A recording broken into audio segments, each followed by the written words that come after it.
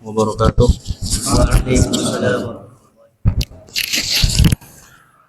Alhamdulillah wassalatu wassalamu ala Rasulillah wa ala alihi wa sahbihi wa mawala wa man tabi'ahum bi ihsanin ila yaumiddin. Amma ba'du. Silakan ditutup bukunya. Kita meroja dulu. Apa manfaat mempelajari sifatul huruf? Yang pertama,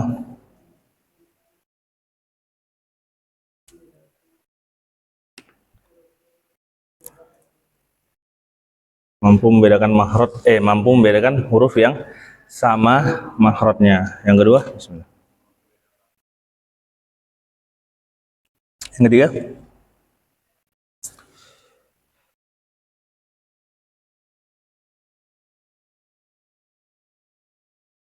agar mampu apa?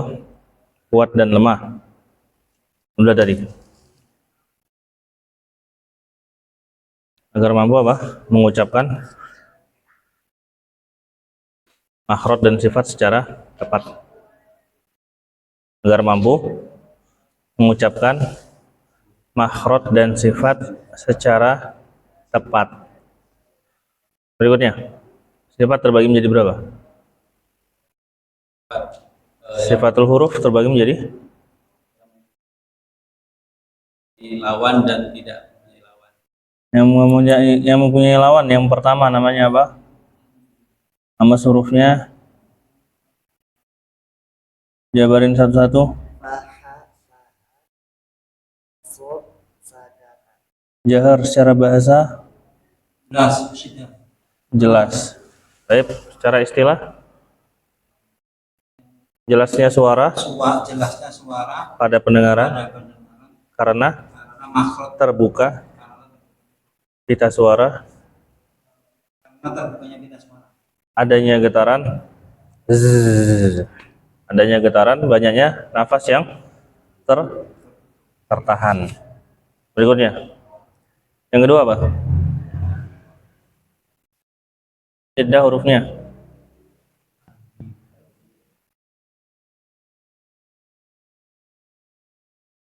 Bakat. Syiddah artinya tertahan apa? Tertahannya aliran suara. Berikutnya, setelah syiddah apa? Hurufnya. Apa itu tawasud? Mengalirnya sebagian suara. Berikutnya, apa itu rokhawah? Di syiddah atau rokhawah setelah belajar itu apa? Perhatikan huruf yang sukun dan tasdid. Diapain? Dialirkan atau dipantulkan kalau dia qalqalah. Berikutnya, isti'la hurufnya apa? Sebentar. Kadar waktu huruf shahihah itu terbagi menjadi berapa?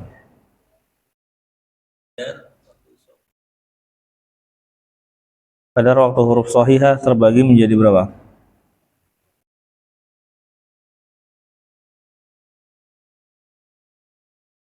Menjadi dua, Ustaz. Apa aja?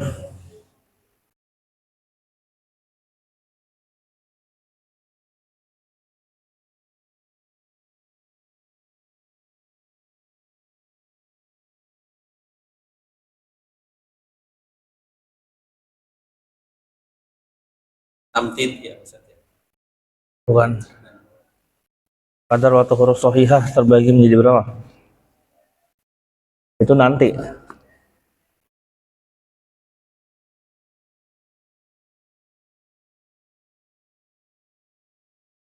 Pas.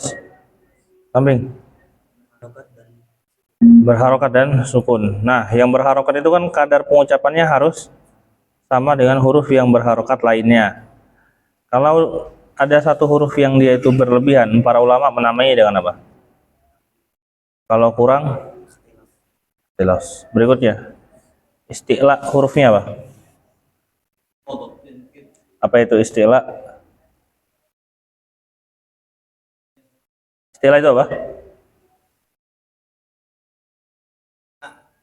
Apa itu isti'la? Suara mengangkat terbukanya pita suara. Bukan, itu hamas.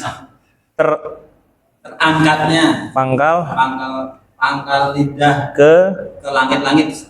Baik, berikutnya lawannya istilah apa?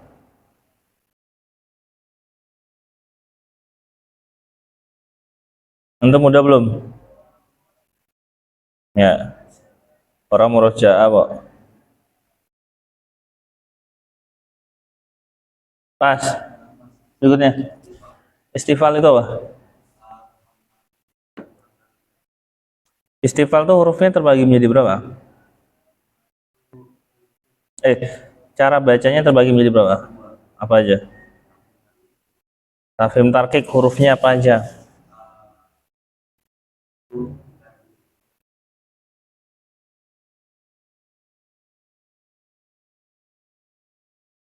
Ro, harokatnya lain kasroh. Baik. Berikutnya itbaq hurufnya.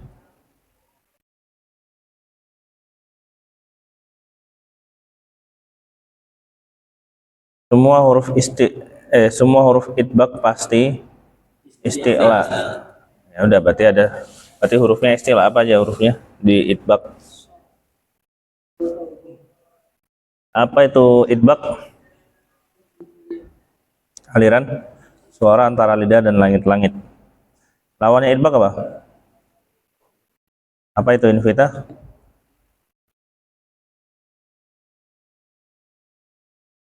Apa itu infitah? Pas. Baik. Berikutnya antara lidah dan langit-langit. Huruf infitah terbagi menjadi berapa? Apa aja?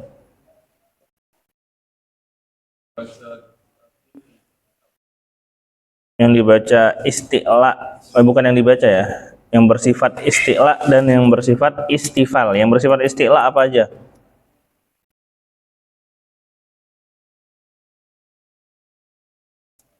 Sodotozo ke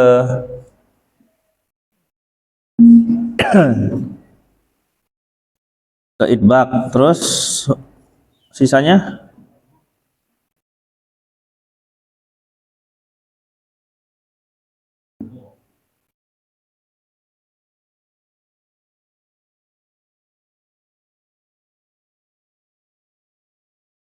Khogoko. Khogoko. Yang bersifat istilah hurufnya apa? Khogoko. Antum, itbaq infitah itu ngapain sih? Di Quran lebih lebih kelihatannya ketika kapan? Itbaq infitah ini. Perbedaan signifikannya ketika kapan atau lebih kelihatan ketika kapan? Ketika di Quran itu.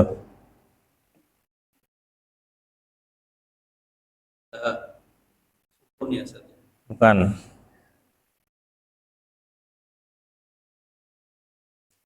Pas. Belum. Itbaq infitah. Kapan dia lebih kelihatan sifatnya itu? Ketika berharokat apa? Bukan. Pas. Samping. Ditasdid. Bukan.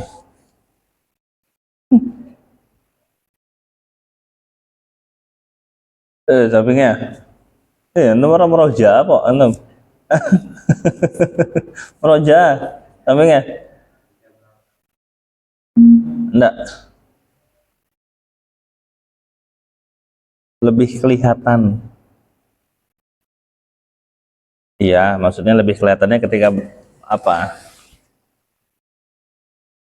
Pas. Raka. Istilah ya, Pak. Itbaq infitah itu ini berdua nih, perbedaannya itu kelihatan ketika apa? Bukan. Ketika berharokat apa dan huruf apa? Halo.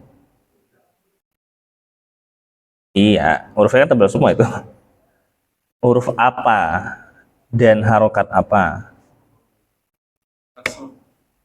Harokat kasroh, hurufnya ya. Jadi si istilah dan istifal ini perbedaannya kelihatannya ketika kasroh. Kalau itbaq itu dia soi. Kalau invitah tai, langsung nyengir maksudnya. Kalau si idbak dia ada bulatnya dulu atau ngumpul soi. Kalau invitah dia langsung hi ti. Ada nggak antum itu catatannya? Nah, itu mempermudah sebenarnya. Kalau antum baca-baca itu nggak perlu antum mikirin nih idbak invitah ngapain sih? Istilah istifal ngapain sih? Oh, istilah istifal ngapain? Anda belum tanya tuh. Antum, istilah istifal ngapain sih ketika ngaji? Samping.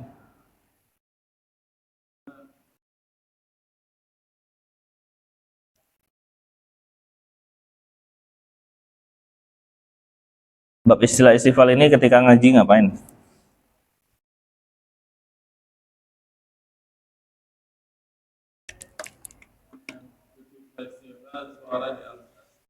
Itu kita belum masuk babnya. Itu tafhim tarkik. Pas. Nggak ngapa-ngapain.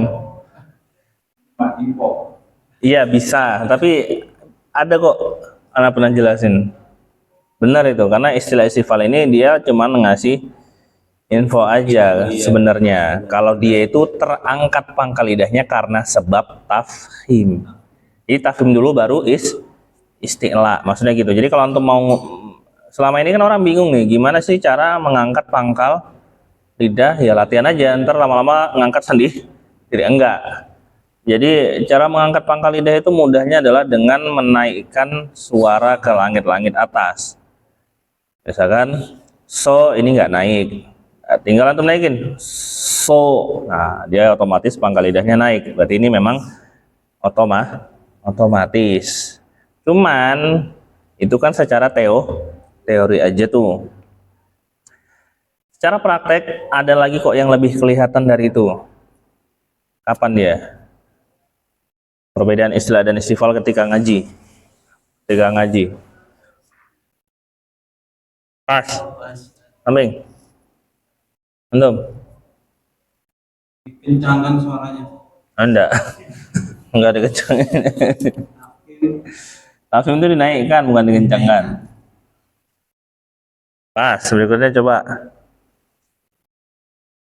Antum mau ditanya apa antum? Berikutnya. Iya itu tadi bentuk lidah itu tadi, bukan itu, kita nggak ke situ. Kita ilmu apa praktek langsungnya aja sih yang bisa langsung dipakai.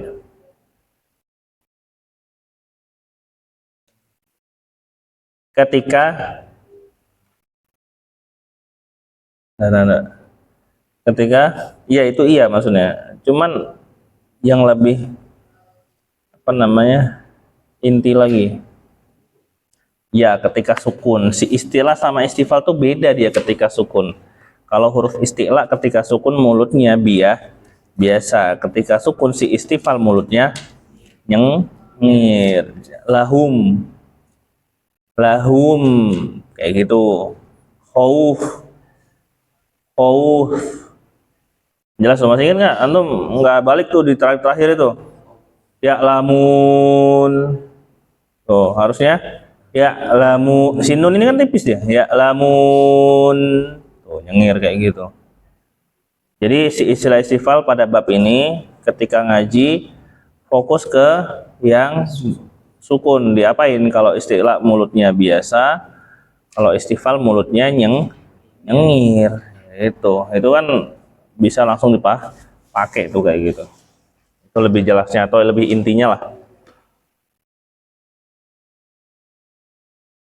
Sebenarnya istilah istifal tuh lebih ke menjelaskan apa namanya, ini huruf tebal, ini huruf, udah gitu doang sebenarnya. Berarti semua bentuk tanda mau fathah, mau kasroh, mau doma, mau sukun, semuanya dibaca tebal bagi huruf isti'la. Cuman itu kan terlalu luas bagi antum tuh. Mari kita spesifik. Fathah, kasroh, doma itu udah pasti tebal, tapi yang paling banyak salah itu ketika bertanda sukun. Suka nggak kena tuh, mana tebal, mana tipis. Padahal ketika sukun itu huruf itu sedang berada di rumahnya masing-masing, tapi banyak yang miss di situ.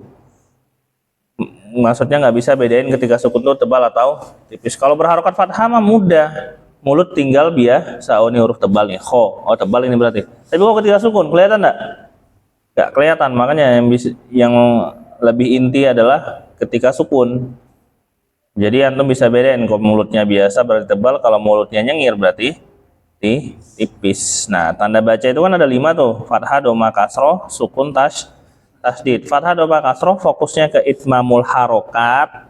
Sukun, tasdid fokusnya ke tebal tipis sama tawasud rokhowah kolkolah tuh. Jadi antum ketika lihat sukun itu bukan sukun lagi, tapi ada isiannya itu. Ini tebal atau tipis ya? Ini ngalir atau mantul? Nah gitu. Contohnya di surat wal asr, sod sama ro. Jangan lagi antum melihat ini cuma sukun biasa itu ada isiannya, yaitu berupa sifat.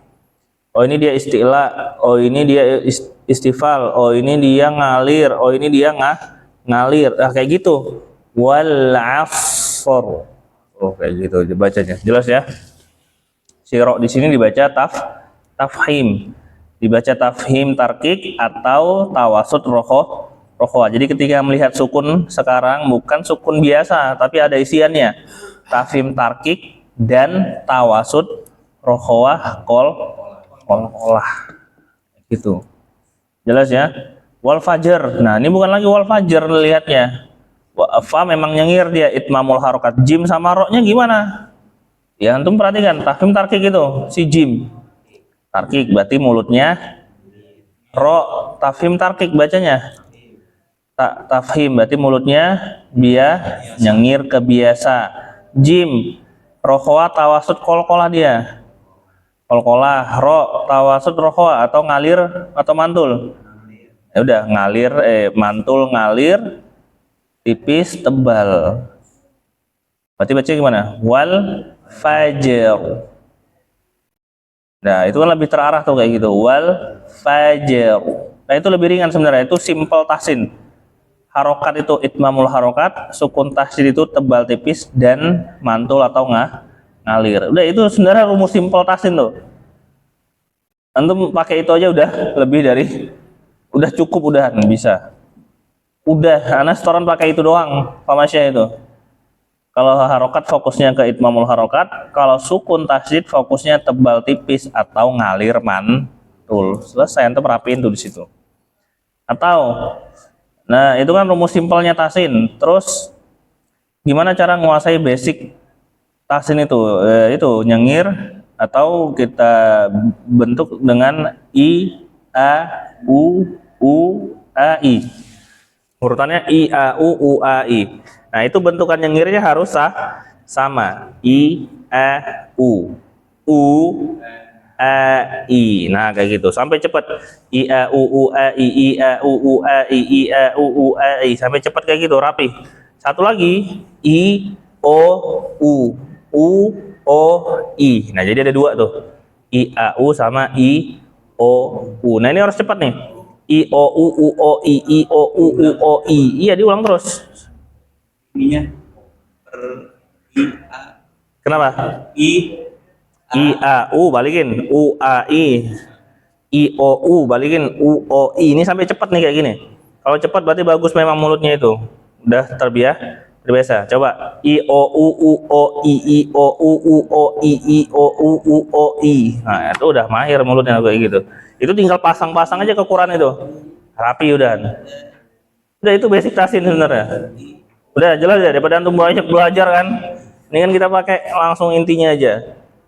Ya kan? Nyengir biasa manyun udah. Nah, itu antum coba cepat bisa enggak? Belum, berarti belum mahir betul mulutnya. Antum latihan itu sampai mahir tuh. I, a, u, a, i itu basic tuh, basic yang nemenin antum sampai terakhir itu. Jelas ya? Apalagi i, o, u. Nah ini kan banyak yang susah bedain tebal sama manyun. Pakai itu. I o u u o i o u u o i o u u o i. Terus sampai kayak gitu, cepat. Kalau masih i o u u terus latihan. Ini tidak ada di kitab atau buku. Iya, ndak ada. Terlalu simpel itu. Itu cara cepatnya. Maksudnya anak kalau setoran, kalau misalnya antum nanya anak setoran sama siapa kayak apa, ya itu tadi tuh. Ya i a u u o i itu, terus yang berharokat fokusnya itmam, yang sukun fokusnya tebal tipis dan ngalir mantul. Oh, udah selesai. Simpel itu. Jelas ya? Baik, silakan dibuka bukunya, kita masuk ke tahsin ya. Surat apa terakhir? Tahsin atau store? Tahsin ya. Nah, kita masuk ke sofir dulu aja. Sofir dan all. Nah, latihan basic tadi harus pakai cermin tuh, yang i a u itu ya, sama i o u. Antum kasih catatan di situ, pakai cermin. Terus nyengirnya harus rapi dan totalitas. Nggak boleh asal nyengir doang. I a u u i, itu nggak boleh. Stabil. I a u u a i a u u a i a u u a i. Nah, kayak gitu udah stabil kayak gitu, insya Allah bagus. Bacanya jelas ya? Bisa? Cepet-cepet bisa. Nanti berapa kali latihan insya Allah udah cepet itu. Ya, jelas Pak Habib. I o u u o i. Jadi ada dua tuh. I a u sama i o u. Dua itu. Itu cara cepatnya ya. Cara lamanya ya belajar teori. Kalau pakai teori kan lama. Kita langsung intinya aja yang biasa dipakai gitu. Dan kita masuk ke bab sifatul huruf yang tidak memiliki lawan. Yang pertama yaitu sofir.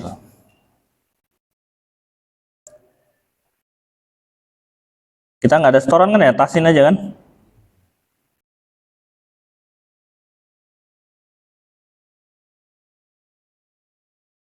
Sofir adalah, coba baca. Menurut bahasa adalah hidatus saut atau tajamnya suara. Adapun menurut istilah adalah tajamnya suara pada huruf yang muncul karena melewati celah yang sempit. Baik, silakan antum pahamin itu. Itu kira-kira manual atau otomatis tuh? Bismillah. Otomatis. Tajamnya suara, menajamkan suara, beda nggak itu? Berarti manu, Iya, manu, otomatis lah. Tajamnya suara, coba antum pahamin dulu itu. Otomatis manual. Kalau ini otomatis ya. Ya, tajamnya itu. Kalau menajamkan, nah berarti ini iya ngapain? Iya nggak ngapa-ngapain gitu. Kalau misalkan antum kurang sofir nih, kena tegurnya nih, antum shotnya kurang sofir, itu sebenarnya bukan sofirnya, shot antumnya memang kurang bagus mahrotnya. Jelas ya, karena kalau mahrotnya kurang bagus, sifatnya kena sifatnya. Lagi pula kalau misalkan kekeh di antum kurang sofir, ya coba tanyain balik, gimana cara najemin suara.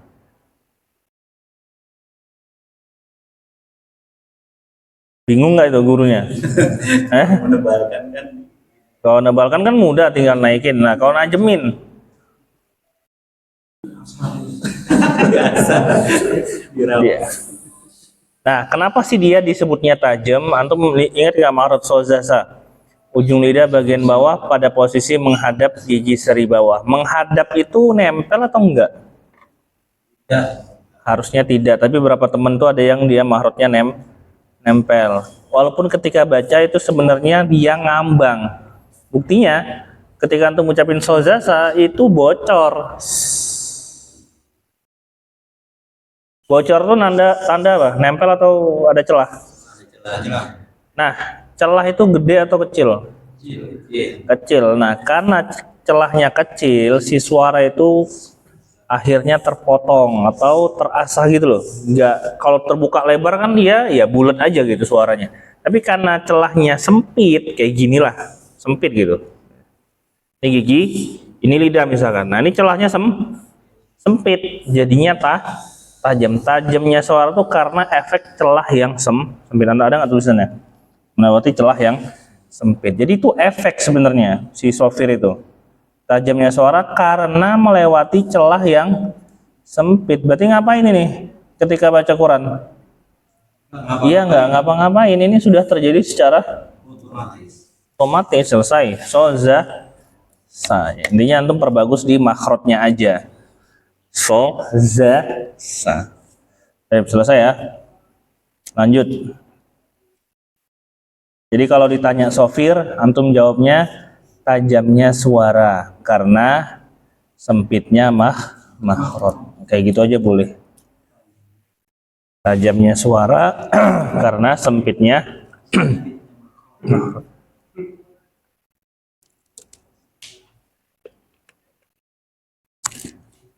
Tulis otomatis. Nah, gitu ya. Berikutnya.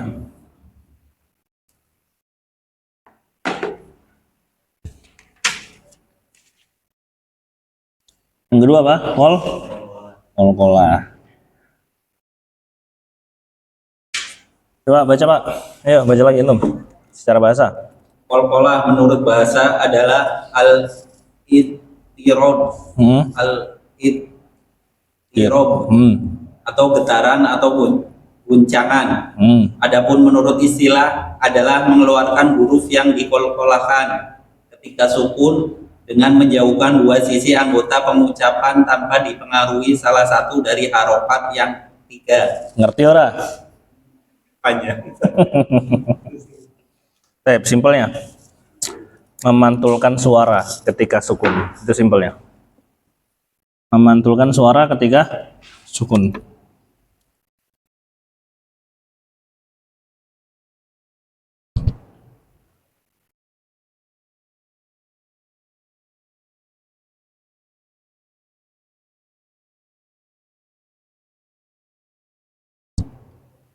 Ya. Huruf kolkolah apa? Nah, Qutbu Jaddin bilangnya, jangan lagi baju di toko, jelas loh. Baju toko mah lokal ya. Bilangnya apa? Qutbu Jaddin. Dan kita bahas itu yang secara istilahnya itu ya, perhatikan. Secara istilah mengeluarkan huruf yang dikolkolahkan ketika sukun. Nah, itu emang itu poin pertama itu. Kolkolah itu apa? Mengeluarkannya ketika ketika sukun. Yang kedua, nah itu yang kedua tuh, dengan dari situ startnya. Itu poin yang kedua. Dengan menjauhkan dua sisi anggota pengucapan. Itu sampai situ. Itu poin kedua. Poin ketiga, tanpa dipengaruhi salah satu dari harokat yang ketiga. Jadi ada 3 poin di istilah itu ya. Yang pertama adalah mengeluarkan kolkolah ketika sukun. Yang kedua, dengan menjauhkan dua sisi anggota pengucapan. Yang ketiga, tanpa dipengaruhi oleh salah satu dari harokat yang 3. Itu ada 3 poin di kolkolah itu. Nah, sekarang kita bahas mengeluarkan huruf yang dikolkolahkan ketika sukun. Ya, betul. Ini kolkolah berarti momennya ketika pas baca Quran. Kapan momen ini? Ketika sukun. Nah, yang jelas saya tadi kan, ketika sukun bacanya tebal atau tipis, ngalir atau mantul. Jadi antum melihat huruf yang sukun tuh bukan lagi sukun biasa aja, tapi ada isiannya di situ, yaitu cara bacanya tafkhim tarkik atau kolkolah tawasud rokhwah atau ngalir mantul simpelnya. Dengan menjauhkan dua sisi anggota pengucapan, maksudnya adalah dua sisi anggota pengucapan itu bagaimana cara mengucapkan huruf mim kalau nggak ditempelkan dua bibirnya. Berarti dua bibir itu adalah dua sisi anggota pengucapan. Bibir bawah sisi 1, bibir atas itu sisi 2 ya. Maksudnya itu, yang tadinya menempel dijauhkan. Ba, misalkan ab, ini kan dua sisi nih, bibir atas bibir bawah tuh dua sisi anggota pengucapan itu. Gimana cara spell kolkolah? Dijauhkan. Aba, jadinya gitu, dijauhkan. Seperti itu maksudnya. Jadi dua sisi anggota pengucapan tuh maksudnya adalah makhraj hurufnya. Tengah lidah menempel ke langit-langit atas pada huruf jim. Tengah lidah ini sisi 1, langit-langit atas sisi 2. Yang tadinya buruj dijauhkan, buruj, kayak gitu. Paham ya sampai sini? Jadi dua sisi itu maksudnya makhraj. Tanpa dipengaruhi salah satu dari harokat yang 3. Harokat yang 3 itu apa aja? Fathah, kasroh, domah. Nah, katanya kan salah satu. Sepengalaman di lapangan itu yang paling sering terjadi itu di harokat fathah ketika qalqalah sugro. Harokatnya apa? Fathah ketika qalqalah sugro. Jadi dibaca seperti ya berharokat. Contoh atau amahuma kayak gitu. Terus tuh iqra tuh kayak gitu. Ya, seperti fathah tanpa dipengaruhi. Berarti kan seperti fathah yang ngaruhi, nah, gitu. Seperti dipengaruhi oleh harokat fathah atau amahuma kayak gitu. Itu sering terjadinya di qalqalah sugro, harokatnya fathah.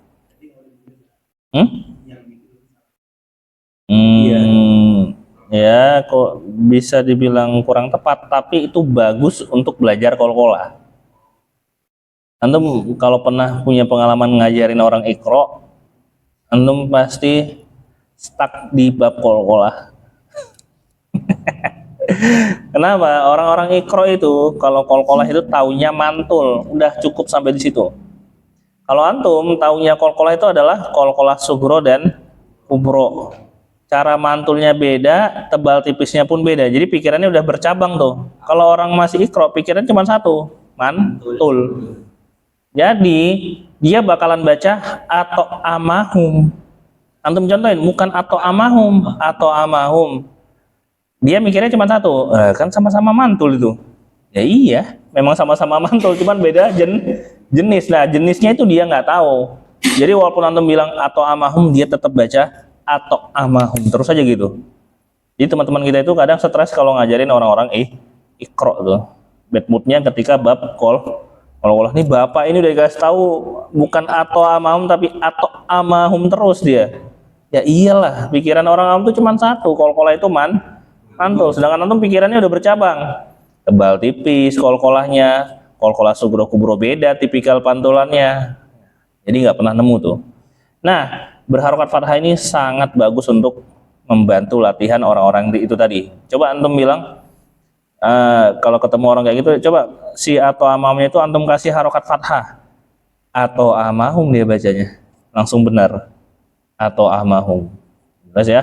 Kayak gitu. Itu cara mancingnya. Jadi ini bisa salah, bisa juga dipakai buat benar.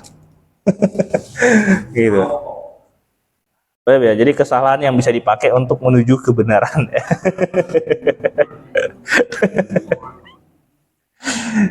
Ya itu dia. Berkata Imam Ibnul Jazari rahimahullah, qalqalatun qutbu jaddin. Huruf yang memiliki sifat qalqalah adalah qutbu jaddin. Faedah pertama, perlu diketahui bahwa semua huruf qalqalah memiliki sifat syiddah, ya kan? Coba kalau kita cuman sampai belajar di syiddah doang, nggak sampai sini. Antum ngajinya anggaplah antum nggak tahu qalqalahnya. Pasti antum ngaji wasama izatil buruj amahum kayak gitu. Lam yalid walam yulat. Ini anggapan bahwasanya kalau antum tuh nggak tahu qalqalah, berarti qalqalah ini manual atau otomatis nih? Manual jelas, karena kalau kita nggak belajar qalqalah nggak bakalan tahu ada pantulan. Hal tersebut menyebabkan guncangan. Nah ini faedah kenapa sih kok bisa ada qalqalah gitu. Hal tersebut menyebabkan goncangan yang kuat pada anggota pengucapan tadi, sehingga orang Arab melampiaskannya dengan menjauhkan dua sisi anggota pengucapan, bukan dengan membenturkannya. Proses inilah yang disebut dengan qalqalah. Jadi qalqalah ya asalnya dari mana? Dari orang Arabnya sendiri. Nah, jadi kita bisa lihat ya, tipikal orang Arab ini adalah tipikal yang mudah orangnya, pengennya mudah. Contoh di mat badal juga gitu. Orang Arab itu enggak bisa atau males atau enggak suka ngucapin dua huruf yang sama, satunya sukun, satunya berharokat. Mendingan sukunnya dihapus jadi huruf mat aja. Amana aslinya adalah mana, si hamzah sukunnya dihapus jadi amana, jadilah mat badal. Di sini juga orang Arab tuh keberatan kalau syiddah doang gitu. Wasama izatil buruj laqad khalaqnal insana fi ahsani taqwim. Wah, berat nih kayak gini. Makanya diadakan sama mereka itu qalqalah. Laqad khalaqnal. Nah, efeknya apa? Mereka suka mudah, efeknya ke kita jadinya enak gitu. Ana juga kenal beberapa orang Arab yang di Pekalongan tuh tipikalnya memang kayak gitu, orang Arab itu gampangin gitu. Tapi ya enaknya ke kita gitu. Faedahnya. Nah ini termasuk faedah dari orang Arab itu, mereka itu nggak senang yang sulit-sulit kayak gitu.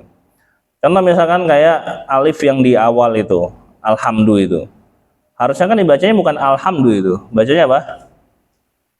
Alhamdu. Alhamdu. Mereka ini susah buat ngucapin huruf di awal itu sukun duluan, makanya dikasih harokat fathah atau hamzah wasol di situ, maka jadilah dibaca alhamdu. Itu asal usulnya ada di Nuniyah As-Sahoyah. Nah, kayaknya udah pernah jelasin tuh asal usul alif lam dan lam alif itu. Jadi tipikal orang Arab ini memang tipikalnya memudahkan kayak gitu.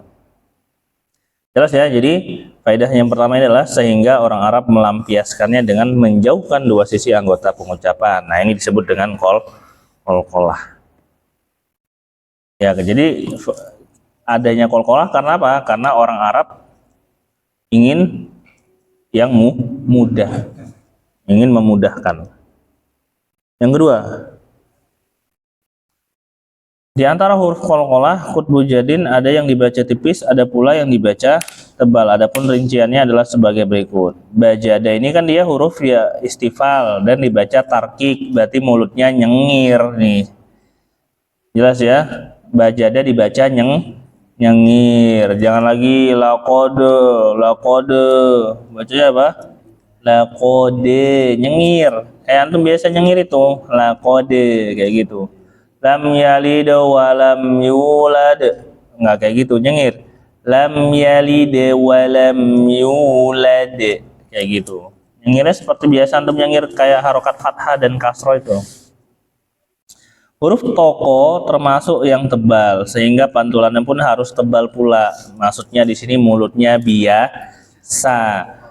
Laqad khalaqona kayak gitu. Atau amahum, bukan malah laqad khalaqna. Iqra bukan khalaqna. Ya, kalau jangan khalaqna lagi. Khalaqna. Nah, bacanya apa? Kholakona, dia biasa mulutnya o gitu. Kholakona. Jelas ya? Bajada nyengir, toko mulutnya biasa. Nah, gitu.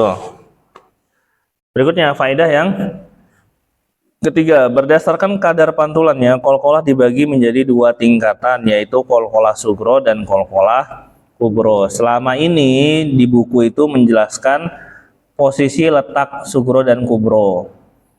Sugro letak posisinya adalah ketika wasol atau di tengah kata. Jelas ya? Tengah kata atau kalimat tuh. Contohnya kholakona wa yutaimu. Nah, itu sebutnya sugro. Ya kayak kiamat sugro dan kiamat kubro gitu kan, itu bedanya. Kalau kubro ya udah jelas, kalau sugro ini wasol berarti kubro ini ketika wakof. Ya itu di akhir, falako, luto, kasabe, kayak gitu. Jelas? Yang menjadi pertanyaan, qalqalah sugro dan kubro ini kan di buku ini cuman ngejelasin letak posisinya aja. Ya kan?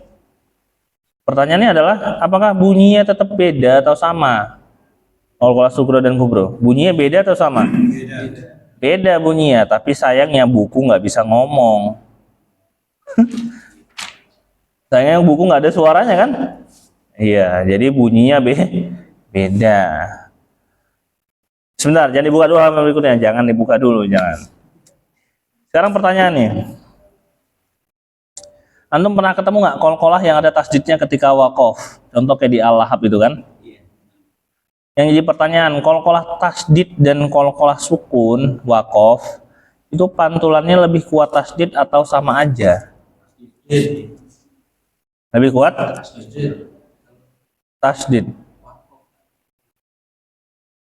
Wakaf tidak. Enggak pengaruh. Kalau ya, antum jawabnya sama aja atau lebih kuat tasdid? Ketika wakof, watabbe sama watabe, kok kekuatan pantulannya sama aja atau beda? Atau lebih kuat tasdid? Kuat tas. Yang lain? Kuat tasdid. Baik, silakan Ibu halaman berikutnya. Catatan, pantulan pada qalqalah sugro jelas lebih kuat daripada pantulan qalqalah sugro. Nah, jadi qalqalah tasdid itu ada nama lainnya. Antum kalau pernah belajar qalqalah akbar namanya. Qalqalah akbar, kubro, kabir, sogir. Si akbar ini namanya tasdid, tapi kata Syekh Hisham, nanti aja deh. Bawahnya ada tuh. Berkata Imam Ibnul Jazari rahimahullah, wa bainan muqalqalan insakana wa iyakun fil waqfi kana abiyana, dan jelaskanlah huruf qalqalah ketika bertanda sukun dan jika dalam keadaan waqaf maka lebih jelas. Perbedaan pengucapan dalam qalqalah kubro adalah jika bertanda sukun maka langsung dipantulkan, jika bertanda tasydid maka ditahan sejenak baru kemudian dipantulkan. Watabbe sama watabe. Sehingga perbedaan keduanya dari segi durasi. Adapun kekuatan pantulannya maka sama saja. Jadi maupun tasydid sukun itu nggak ngaruh, itu cuma tanda baca. Qalqalahnya ya di huruf ba-nya itu. Huruf ba-nya qalqalah. Jadi watab sama kasabe sama kayak gitu. Jangan watab kayak gitu. Lucu jadinya. Mantap. Antum bayangin aja kalau banyak tasydid tuh kayak gitu bentukannya. Capek. Jadi mau sukun mau tasydid pantulannya sama. Cuman bedanya dari segi apa? Nah, yang satunya nahan dulu, yang satunya langsung. Tabbat yada abi lahabin wa tabb. Yang satunya lagi ma aghna anhu maluhu wa ma kasab, langsung kayak gitu. Kekuatan pantulannya sama saja. Baik yang bertanda sukun maupun yang bertanda tasydid. Untuk lebih tepatnya silahkan ikuti cara pengucapan dari guru Anda. Faedah yang keempat, ada beberapa hal yang harus dihindari. Perhatikan ini, jadi yang paling sering dipakai ketika ngaji faedah nomor berapa sih? Nomor 2 dan 3 aja. Nomor 2 dan 3, tebal tipis, sugro kubro, udah gitu doang. Yang paling sering dipakai ketika ngaji, maksudnya antum pikirin nih, dari kelima faedah ini, nomor 2 dan nomor 3. Jadi antum lihatin tuh, tebal tipis, tipis nyengir, dia sugro kubro, berarti ngalirnya pantulannya biasa kayak gitu. Ini deh, Ana belum jelasin tipikal pantulan sugro dan kubro, terakhir tuh nanti. Faedah yang keempat, ada beberapa hal yang harus dihindari ketika mengucapkan huruf qalqalah, antara lain mencampurkan suara qalqalah dengan salah satu dari harokat yang 3. Ini maksudnya adalah harokat fathah momennya ketika qalqalah sugro, menutupnya dengan hamzah, ini momennya adalah qalqalah kubro biasanya, tapi sugro juga sering. Kubro dan sugro bisa itu ya. Memanjangkan qalqalah ini ketika kubro. Ketika kubro udah lengkap tuh semuanya. Saya mana jelasin satu-satu. Mencampurkan suara qalqalah yang pertama ini dengan salah satu dari harokat yang 3 itu momennya qalqalah sugro dan harokatnya fathah. Tadi sudah contohin ya, contohnya kayak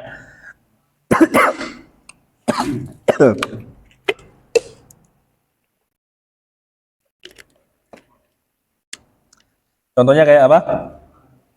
Atau amahum.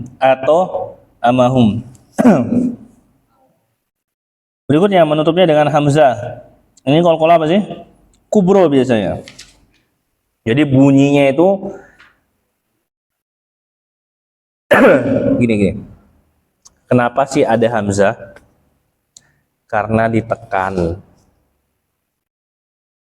Jadi qalqalah kubro itu banyak yang datang hamzah itu karena ditekan. Contoh, ma aghna anhu maluhu wa ma kasab, ditekan kayak gitu. Antum ingat nggak cara menghadirkan hamzah dengan cara apa?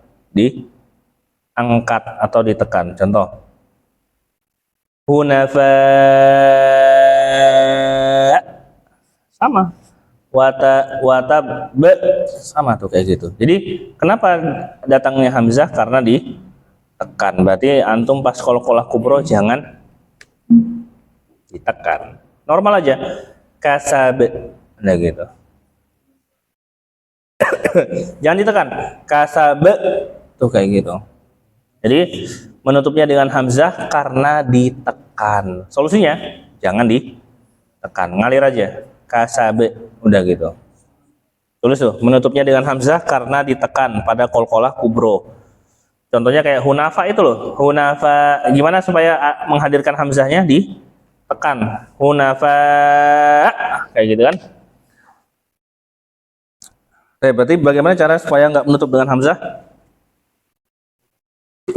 Jangan ditekan. Gimana bacanya? Kasabe, normal aja kayak gitu.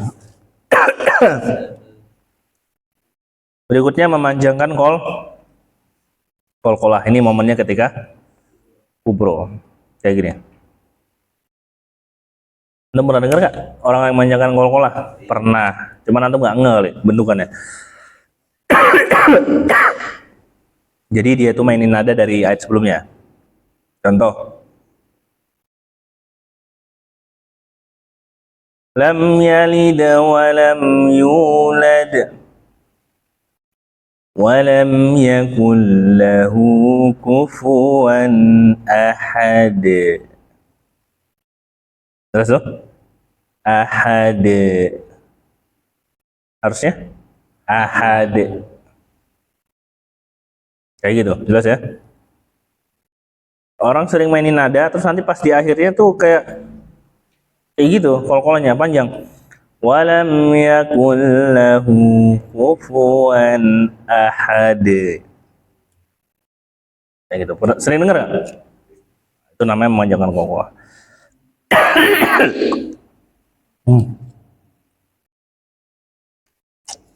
Baik, yang kelima. Bentar. Kelima.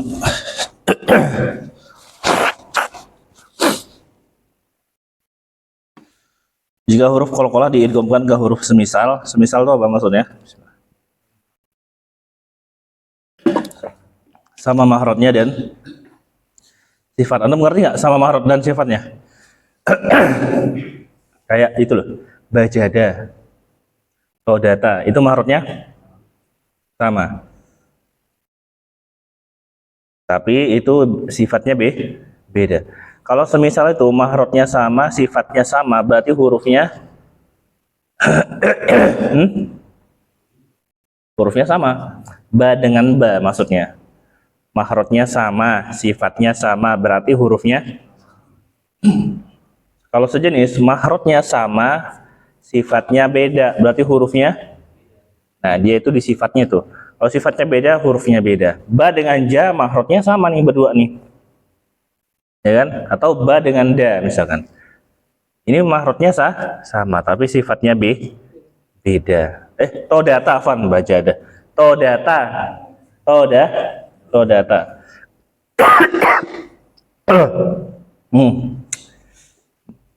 Dengannya maka tidak boleh qalqalahkan atau qalqalah tidak berlaku. Todata itu to dengan da ini mahrotnya sama tapi sifatnya beda. Satunya isti'la, satunya istifal.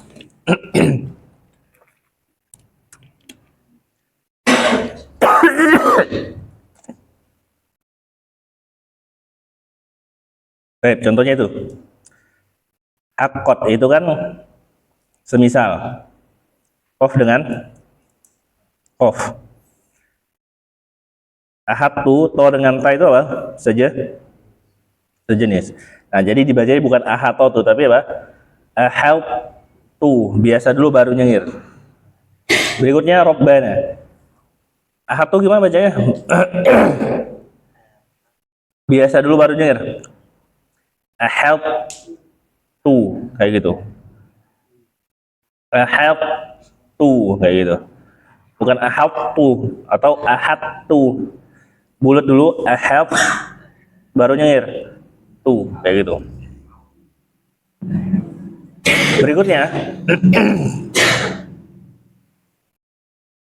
Berikutnya Robbana. Robbana ini semisal atau sejenis?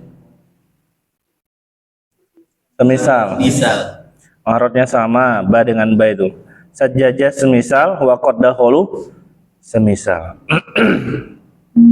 Baik. Sekarang perbedaan bunyi qalqalah sugro dan qalqalah kubro. Bunyi ya. Antum boleh tulis di buku itu. Sugro, kubro, sampingnya apa? Sugro. Kayak gini aja. Sebentar, antum perhatikan loh. Qalqalah kubro ini tulisannya A Q O strip atas gini. Bacanya apa? Ako. Itu kubro. A Q O ada stripnya gini, set gitu. A T O atau ya, ada stripnya atau. A J E ada stripnya, AJ. A D E ada stripnya, AD. A B E ada stripnya. Beda itu sini. Di strip-stripnya itu, di strip atas itu, garis atas itu. Tahu ya strip itu? Tek. Nah, kalau sugro nggak usah pakai strip. Ako, ato, AJ, AD, AB, ABE gitu aja, AB. Tapi kalau kubro ada tambahan stripnya itu. Kalau ada tambahan stripnya baca gimana? A, ko, A, to, A, J, A, B, A, D, kayak gitu. Jadi bedanya cuma gitu aja. Ada strip sama nggak ada strip. Itu kalau ditulis ya bentukannya kayak gitu. Ngerti ora? Antum tulis dulu gini. Kubro, sugro gitu, sebelahan. Garis tengah begitu.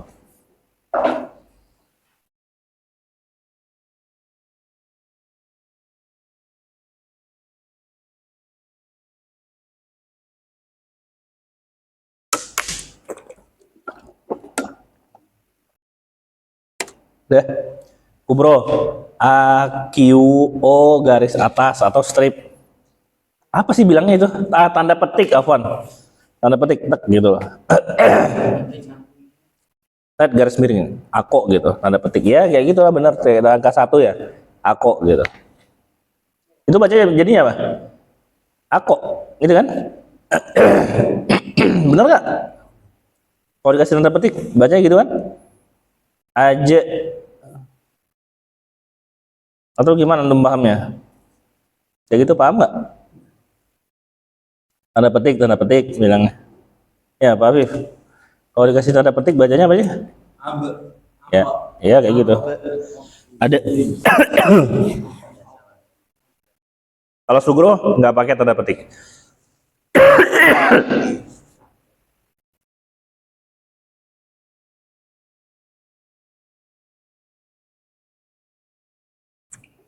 Sudah? Udah ngerti belum, Pak? Kalau kubro bacanya apa? Auto. Gimana? Auto. Ato. Baca coba. Auto. Kubro. Auto. Kubro. Yang ada tanda petiknya.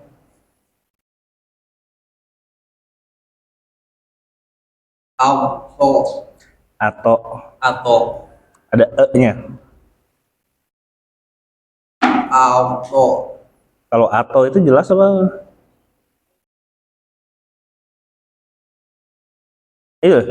A Q O strip begini di atasnya. Bacanya apa itu kalau kayak gitu? Ako. Nah, bacanya gimana coba? Auto. Panjangin coba belakangnya. Auto. Itu masih jelas itu. Kalau yang sugro? Auto. Kalau yang kubro? Auto. Ya sama itu. Bedanya di mana bedanya?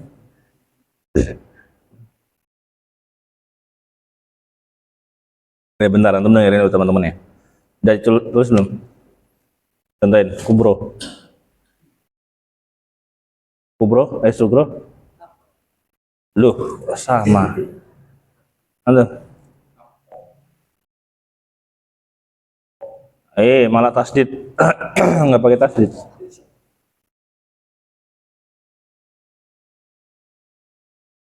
Baca.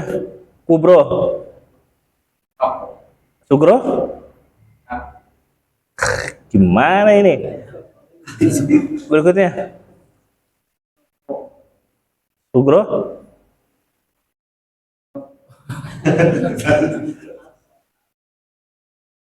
Mudah nggak sih sebenarnya?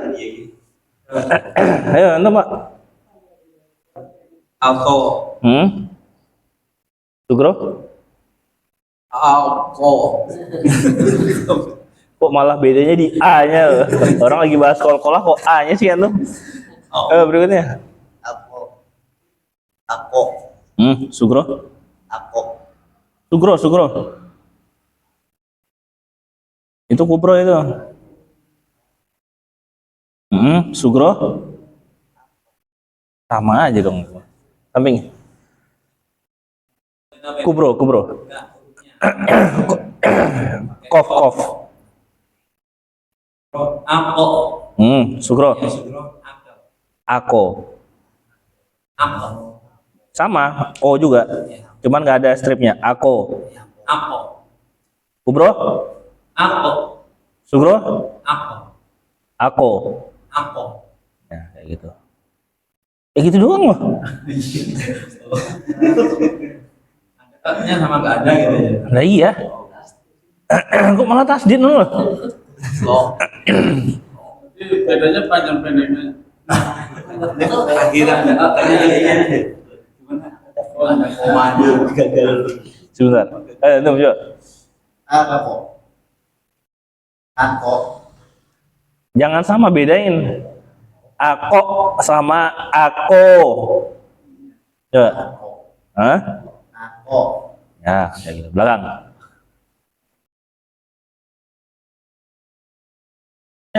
Ulangin.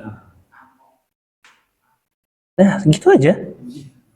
Halo. Nah, gitu doang. Halo.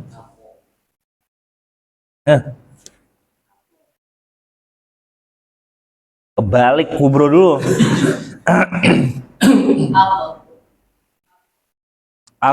Gak usah ragu-ragu, kalau itu nampakin aja ako kayak gitu loh. Nggak ada nggak ada.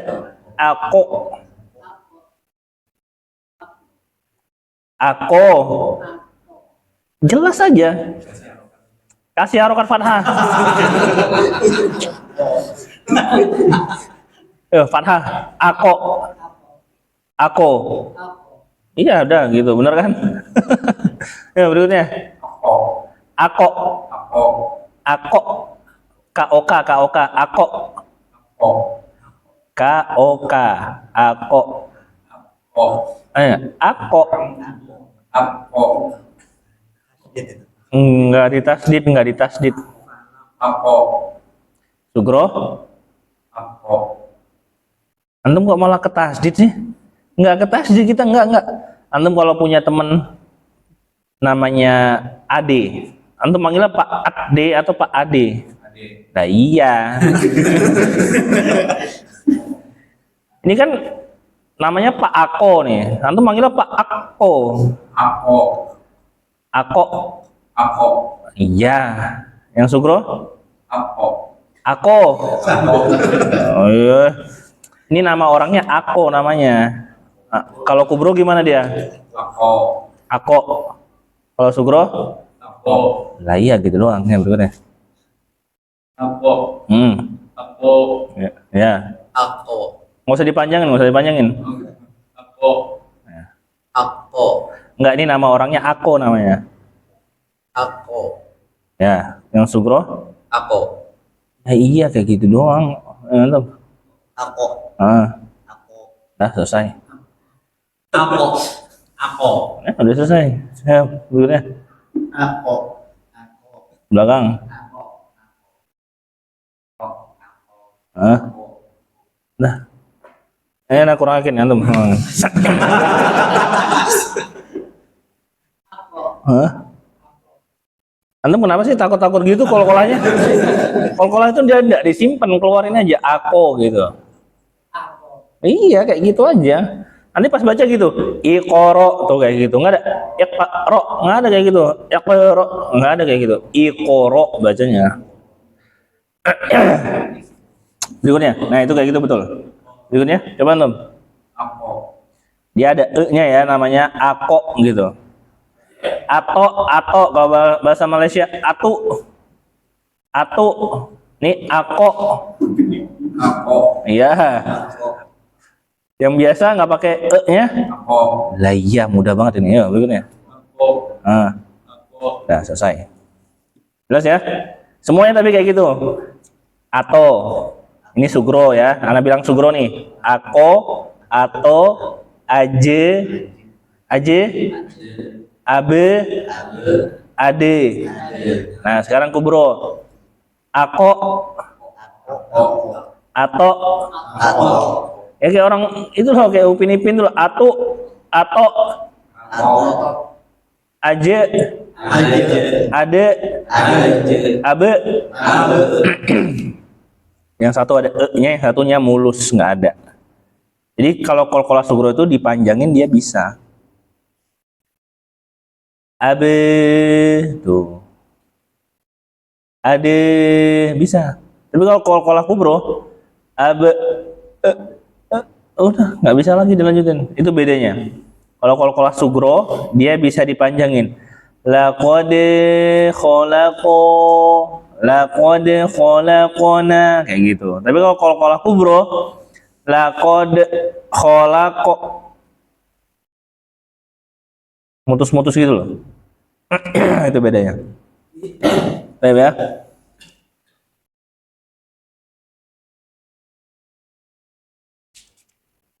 Nah, kalau gitu coba kita baca dulu itu. Atin itu. Raka baca. Ayat ketiga aja. Ayat kelima sama ayat keenam. Itu di bawahnya itu atin. 456, 456 aja, 456.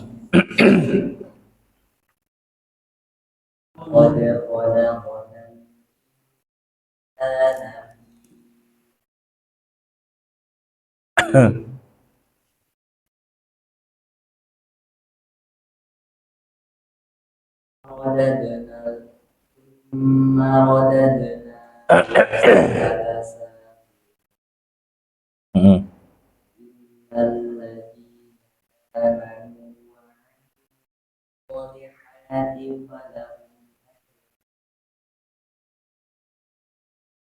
Bagus banget ya.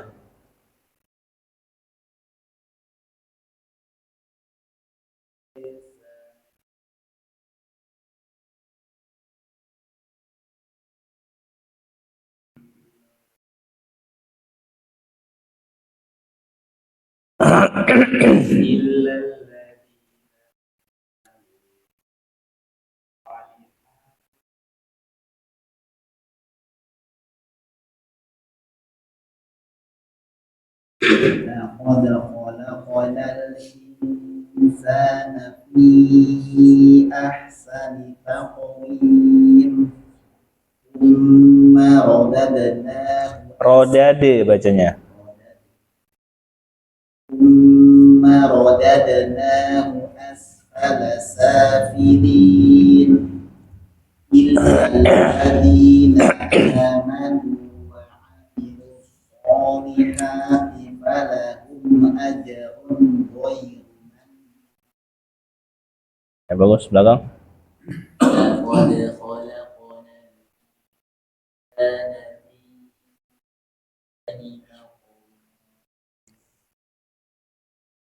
رددناه أسفل سافلين الذين آمنوا وعملوا الصالحات فلهم أجر غير ممنون. Berikutnya. Laqad khalaqnal Laqad khalaq Baca pakai fathah. Khalaqona. Laqad khalaqnal insana fi ahsani taqwim. Enggak, normal aja. Taqwim. Laqad khalaqnal insana fi ahsani taqwim. Ya, kayak gitu normal. Tsumma radadna. Jelas, normal. Rodadna. Tsumma radadnahu asfala safilin. Illal ladzina amanu wa 'amilus sholihati falahum ajrun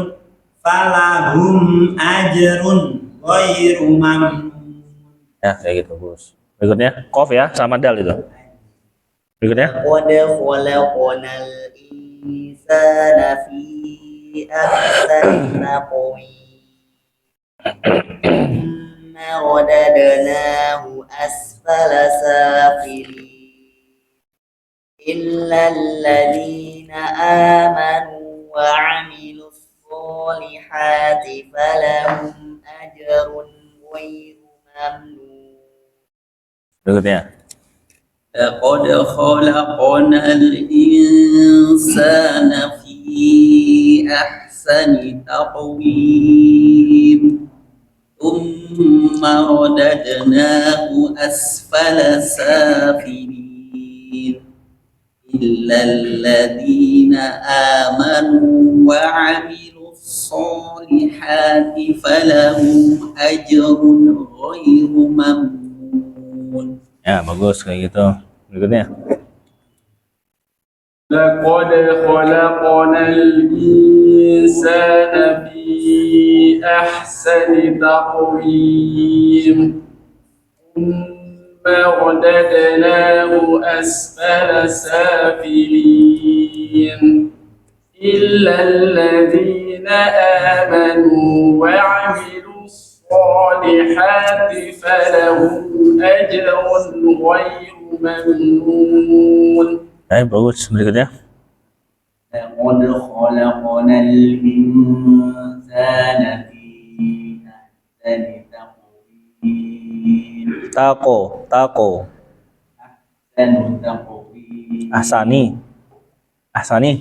Fi ahsani. في أحسن تقويم. ثم رددناه أسفل سافلين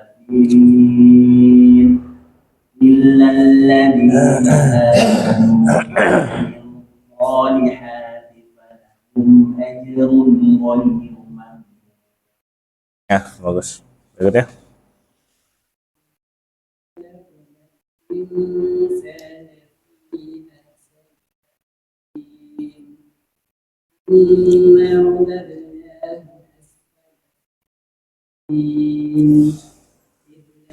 الذين آمنوا وعملوا الصالحات Ya, betul kayak gitu. Jelas tuh?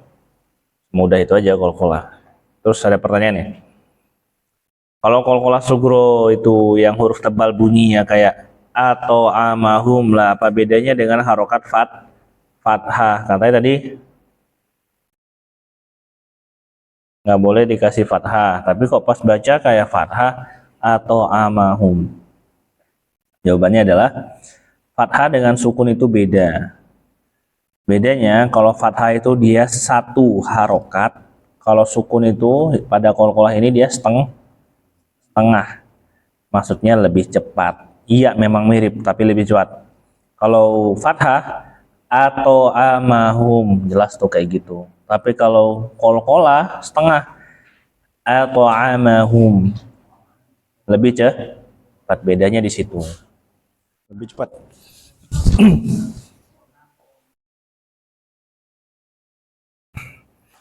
Jelas ya, jadi sukun lebih cepat. Tapi kalau misalkan antum kesusahan juga, nggak apa-apa dikasih apa?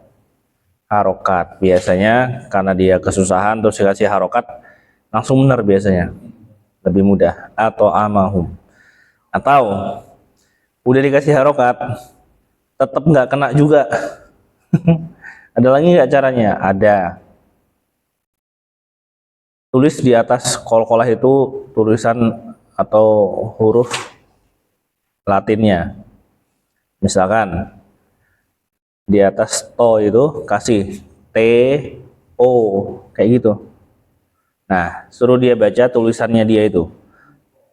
Atau A pasti. Itu udah jurus terakhir itu. Itu jurus terakhir tuh. Kalau masih salah juga ya kan, udah suruh dia tulis tulisannya sendiri di atas to itu T O. Nah, baca A to. Bacanya atau berarti.